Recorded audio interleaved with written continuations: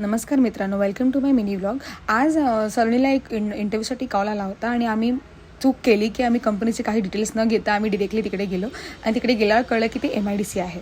So आम्ही return यायचं ठरवलं होतं, बट आता आलो आहे तर इंटरव्ह्यू द्यायलाच पाहिजे म्हणून सलोनी तिथे इंटरव्ह्यू द्यायला गेली. तर इंटरव्ह्यू देऊन झाला, पण सलोनीला काही तिच्या अपेक्षाप्रमाणे काही नाही मिळालं, त्यामुळे ती तिथे रिजेक्ट करून आली.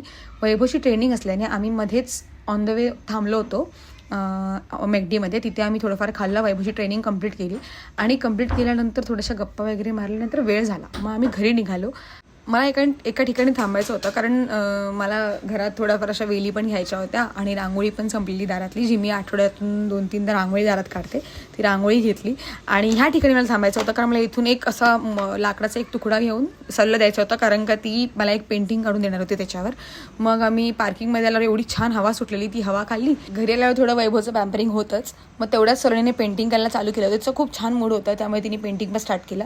संध्याकाळची वेळ असल्याने आज वैभवला बत्ती लावायला लावली होती आणि तो त्यानंतर कामाला बसला. त्याला थोडे पॉपकॉर्न करून दिले. सलोनीला चीज पॉपकॉर्न हवे होते, मग सलोनीला चीज पॉपकॉर्न करून दिले.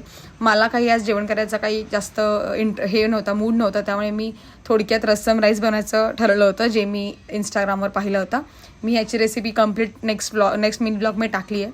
कुकर लावला आणि 2 ते 3 शिटांमध्ये माझा रस्सम राईस रेडी झाला होता. सो तो मी वैभवला सर्व केला. आजच्यासाठी एवढंच. Thank you for watching guys. Bye.